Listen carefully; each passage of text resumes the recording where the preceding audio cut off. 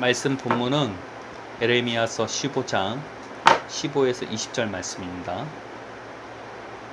여호와여, 주께서 아시오니 원하건대 주는 나를 기억하시며 나를 박해한 자에게 보호하시고 주의 오래 참으심으로 말미암아 나로 멸망하지 아니하게 하옵시며 주를 위하여 내가 부끄러움을 당하는 줄을 아시옵소서. 만군의 하나님 여호와시여, 나는 주의 이름으로 일컬음을 받는 자라. 내가 주의 말씀을 얻어먹었사오니 주의 말씀은 내게 기쁨과 내 마음의 즐거움이오나 내가 기뻐하는 자의 모임 가운데 앉지 아니하며 즐거워하지도 아니하고 주의 손에 붙들려 홀로 앉았사오니 이는 주께서 분노로 내게 채우셨음이니이다. 나의 고통이 계속하여 상처가 중하여 낫지 아니함은 어찌 됨이니까? 주께서는 내게 대하여 물이 말라서 속이는 신에 같으시니까? 여호와께서 이와 같이 말씀하시되 내가 만일 토라면 내가 너를 다시 이끌어 내 앞에 세울 것이며 내가 만일 헛된 것으로 버리고 귀한 것을 말한다면 너는 나의 입이 될 것이라. 그들을 내게로 돌아오려니와 너는 그들에게로 돌아가지 말지니라.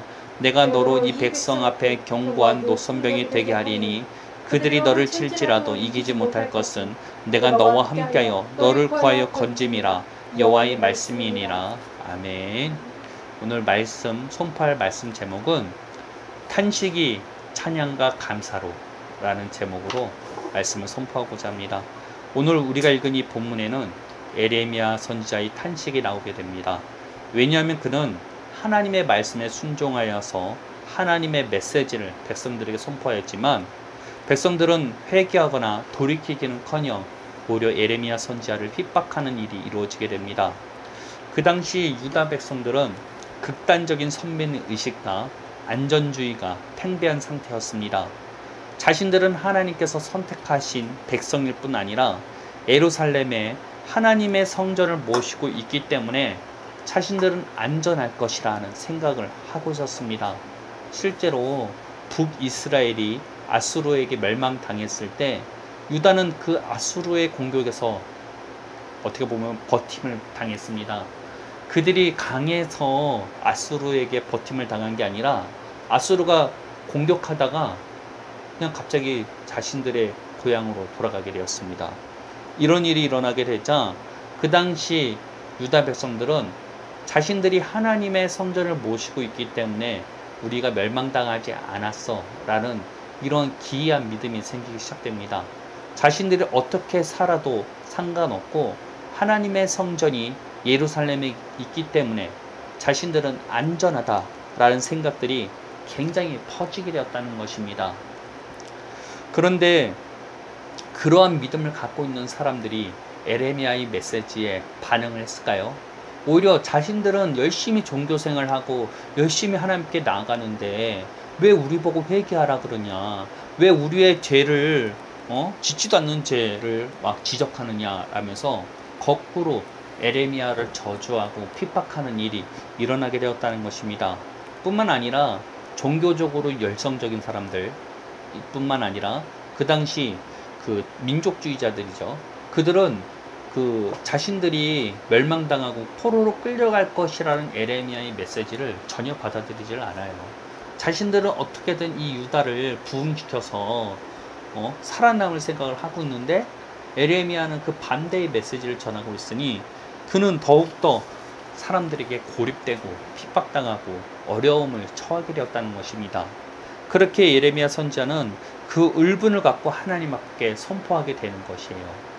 그런데 19절에 보면은 하나님께서 그런 에레미야에게 돌아오라고 표현하고 있습니다. 하나님의 말씀에 순종하여서 어떻게 보면은 백성들에게 무시무시한 말씀을 선포했던 에레미야에게 거꾸로 돌아오라고 말씀하시고 계신다는 것입니다. 도대체 에레미야가 무엇을 잘못했기에 하나님께서는 에레미야에게 돌아오라고 말씀하셨을까요? 저는 가장 그 큰 힌트 중에서 하나는 에레미야의 울분에 있다고 생각을 합니다. 자기를 누르고 자기를 고통스럽게 하는 그 백성들에게 에레미야의 초점이 맞춰지지 않았나 생각을 해봅니다. 에레미야는 자신의 상황과 환경보다 더욱더 큰 하나님을 바라봤어야 됐어요. 하나님을 더욱더 바라보고 하나님을 의지하고 하나님께 나아가야 되는데 어느 순간 사람들의 핍박과 어려움에 빠져서 하나님보다 당장의 상황을 더욱더 크게 보는 일이 일어나게 된 것입니다. 그렇기 때문에 하나님께서는 에레미야에게 돌이키라고 말하세요. 돌이키면 내가 너를 대언자로 세워줄 거고 너희 노선벽이 되어줄 것이라고 말씀하시게 된다는 것입니다.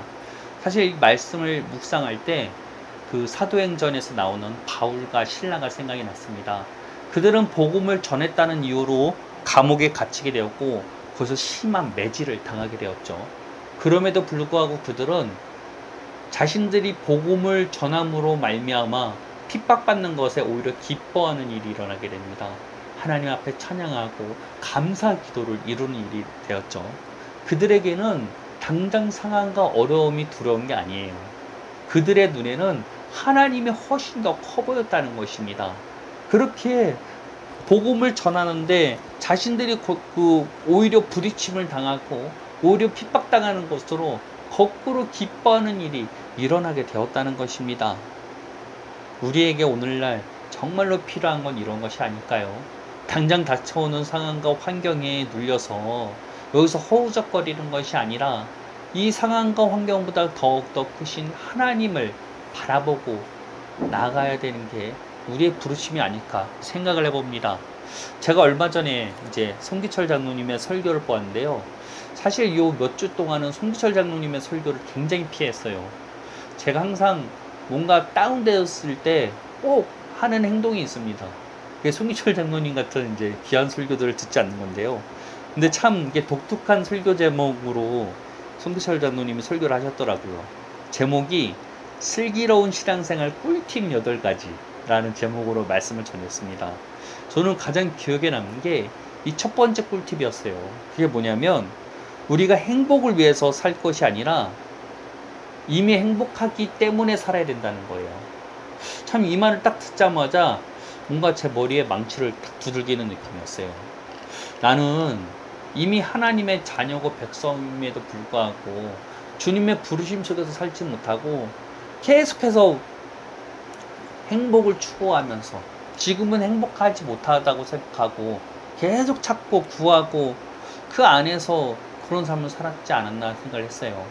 내가 이미 그리스도 안에서 죽었다면 이미 주님께서 나에게 다 주신 건데 이거를 누릴 줄을 모르고 당장 없는 것들만 바라보고 있었던 게 제가 아니었나 생각을 해봅니다. 죄에서 눌리면 우리는 항상 그 죄를 보게 돼요. 나의 연약함을 보게 되고 또 환경이나 어려움 속에서 우리가 어려움을 당하게 되면 그 어려움만을 보게 됩니다. 그런데 정말로 우리에게 필요한 건 그것이 아니라 우리가 이미 그리스도 안에서 죽었기 때문에 이제는 우리에게 이미 주어진 것을 바라볼 줄 알아야 된다는 거예요. 제가 사실 유튜브에 영상을 올리기 시작할 때부터가 사실 하나님 앞에서 굉장히 많은 은혜를 받았어요. 내가 그리스도 안에서 죽는다는 게 무엇인지 그리고 새롭게 옷 입는 것이 무엇인지에 대해서 깨달으니까 날마다 진짜 너무 기뻤습니다. 매일 살아가는 아침에 눈을 뜨면 나에게 어떻게 이런 은혜를 하나님께서 허락해 주셨나라는 그 기쁨 때문에 너무 즐거웠어요. 근데 이런 게 계속되지는 않나 봐요. 어느 순간에 나도 모르게 당장의 내 상황과 환경을 보게 되고 여기에서 어떻게 하면 내가 극복할 수 있을까?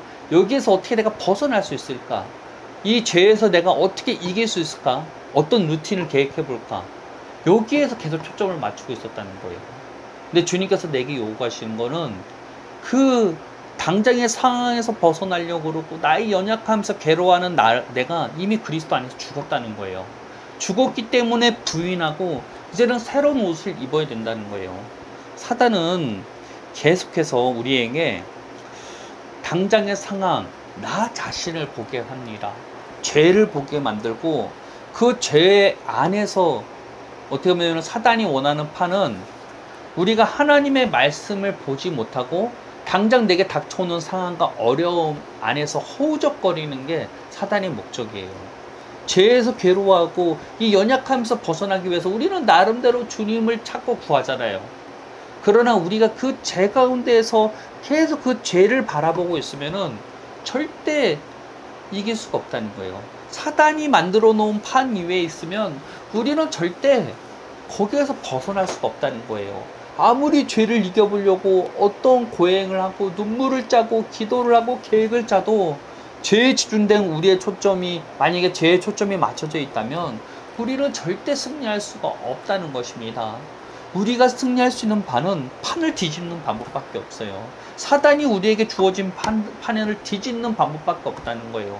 사단은 계속해서 당장의 상황과 어려움 속에서 우리가 두려워하고 그 상황을 막 극복하려고 그 초점을 맞추려고 하는 것에서 우리의 초점을 뺏어버리지만, 이제는 우리가 거기에서 초점을 바꿔야 된다는 거예요. 하나님의 판으로 돌아가야 됩니다. 이미 우리가 그리스도 안에서 죽었고 이제는 새로운 피조물로서 태어났다는 것을 받아들이고, 이제는 주님 안에서 상상하고 생각하고 꿈꾸는 방법을 배우지 않는다면 우리는 절대 이 사단의 덫에서 벗어날 수가 없다는 것입니다. 참 저도 아차하고 있었어요. 내가 이미 하나님의 자녀고 내가 그리스도 안에서 이미 죽었고 새롭게 태어났다면 당장 내가 죄를 짓고 연약한 가운데 빠졌다 할지라도 부인해버리면 되는 것이었어요. 거절해버리면 되는 것이었어요. 이건 내가 아니야, 이미 난 죽었잖아 하고 하나님의 말씀을 다시 한번 바라보고 그 말씀으로 들어갔어야 되는데, 말씀을 묵상을 했어요. 계속 말씀을 중얼거렸어요. 근데 이런 자기를 부인하고 주님의 말씀을 붙잡지 않고 말씀하면서만 계속 하다 보니까 그냥 어떠한 능력도 힘도 없이 그냥 넘어져 버리게 된 것이 아닌가 생각을 해봅니다.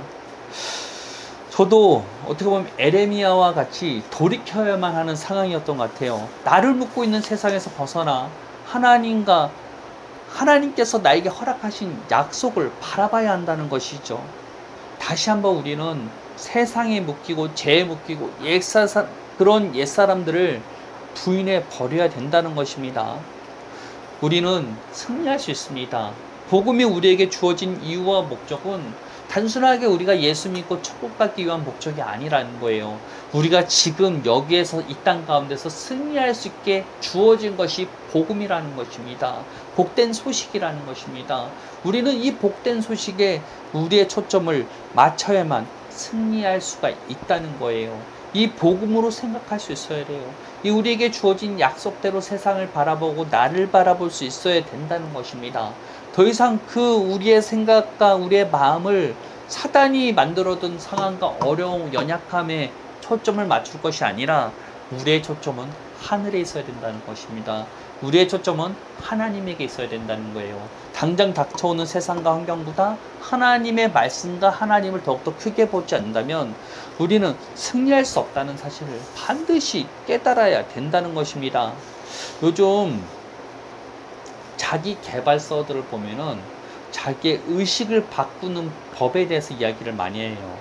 일반적인 사람들은 대부분 가난의 의식을 갖고 있기 때문에 아무리 노력을 해도 부자가 될 수 없다는 거예요. 방법은 그 의식을 부자의식으로 바꿔야 된다는 것입니다. 그렇다면 그 의식을 바꾸는 방법이 무엇이라고 사람들은 말할까요? 그거는 사람의 말을 통해서 바꿀 수 있다고 말합니다. 아침이나 저녁에 날마다 자기의 목표, 자기의 그런 꿈을 계속해서 입으로 크게 소리치면 그게 어느 순간 자신의 의식을 바꿔서 정말로 부자로서 살아가는 삶을 살아갈 수 있게 만든다고 말하고 있고, 오늘날의 뇌과학의 발달로 이것들이 사실임을 증거하고 있다고 합니다. 제가 얼마 전에 일본의 경영 컨설턴트이자 그 작가 간다 마사노리의 그 10년 전 책 비상식적 송금 법칙이라는 책을 보게 되었는데요.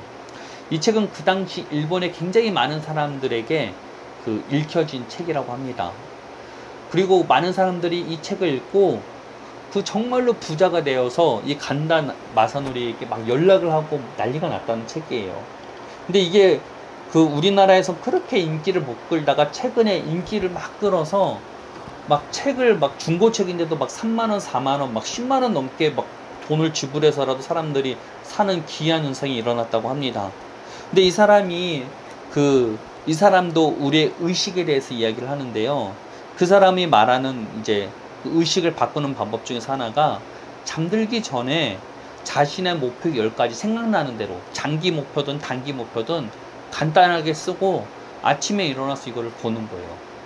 그러면은 우리의 뇌가 이 목표를 이루기 위해서 맹렬히 활동한다고 합니다. 이와 같이 이런 의식을 사용하는 것들을 오늘날 우리 믿는 사람들도 사용할 줄 알아야 된다는 거예요. 만약 우리가 자기 전에 우리에게 이미 주어진 이 약속의 말씀을 우리가 구체적으로 내게 적용해서 쓰고 아침에 그럼 날마다 본다면 우리의 의식이 새롭게지는 게 훨씬 더 가속화되지 않겠습니까?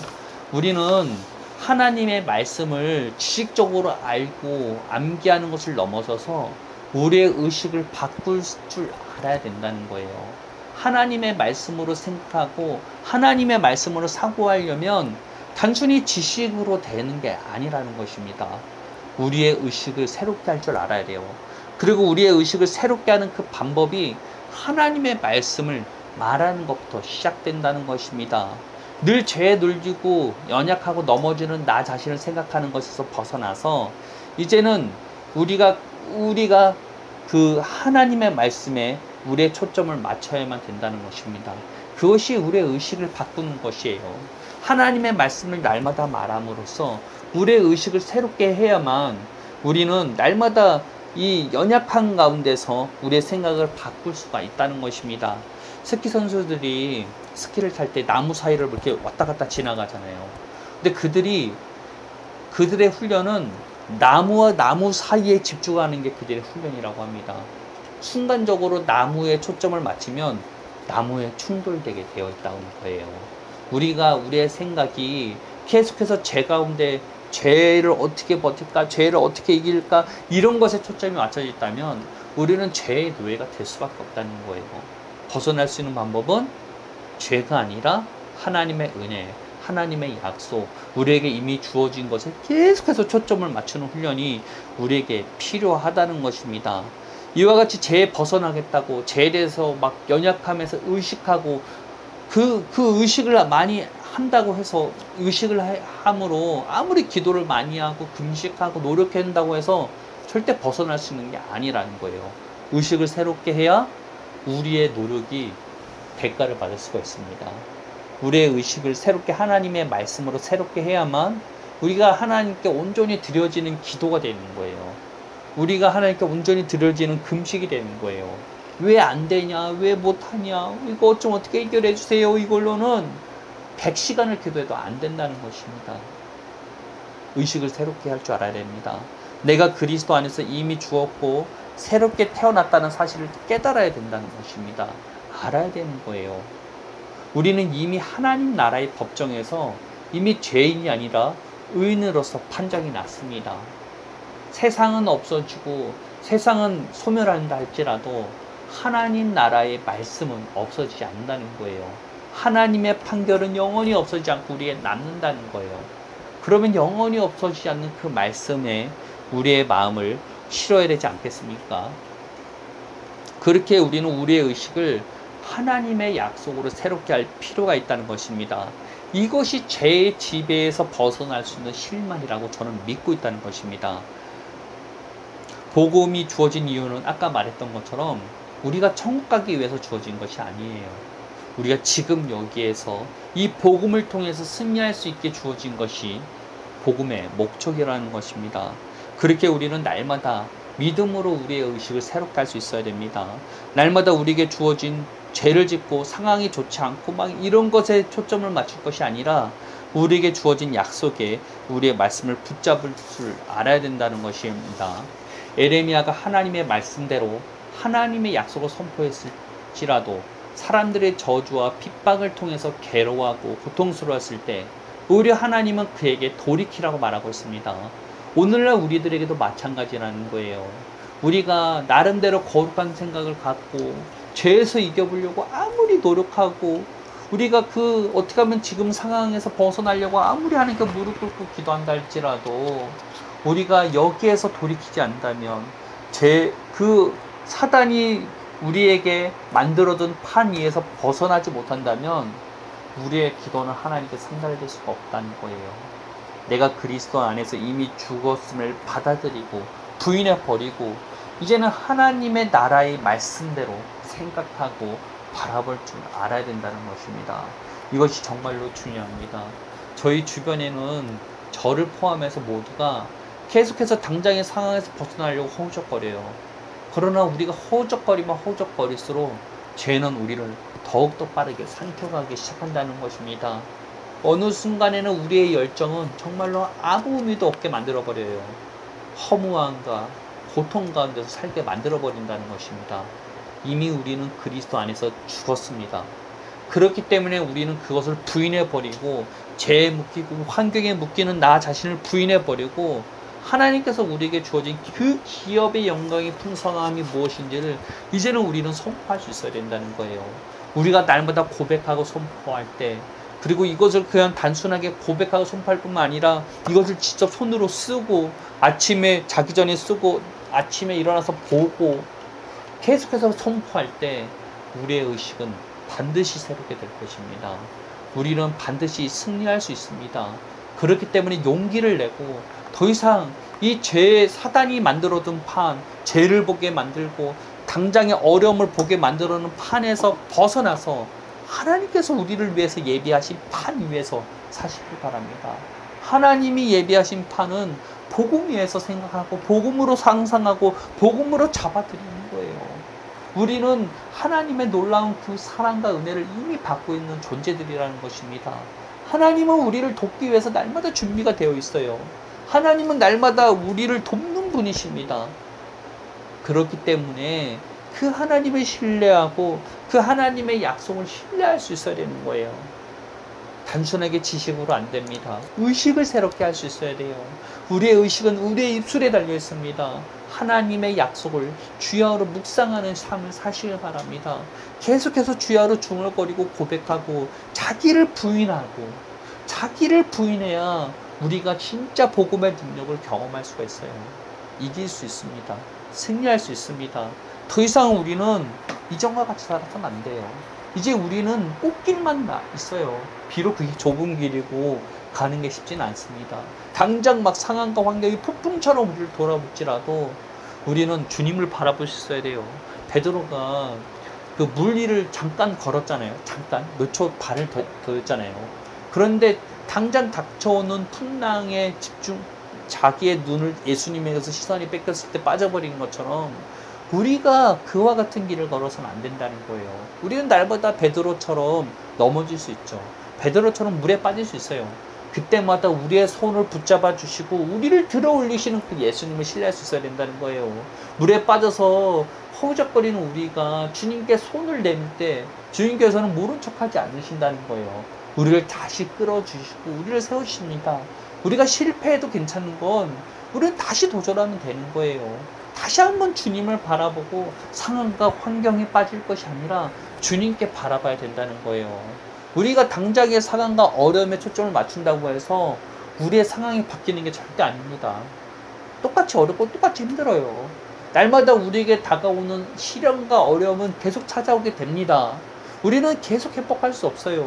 다윗이 왕이 되었음에도 불구하고 그 다음에도 엄청난 고생을 많이 하잖아요.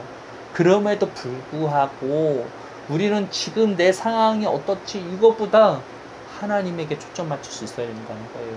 하나님에게 답이 있습니다. 하나님이 우리에게 주신 약속의 답이 있어요. 우리는 이미 아브라함의 복을 이어받았어요. 당장 막 돈이 없고 그래도 이미 받았어. 이미 지금 돈 없고 나는 그 고통스러운 나를 그냥 죽여버리고 주님 앞에 나아갈 줄 알아야 됩니다. 반드시 우리는 승리할 수 있습니다. 기도하겠습니다.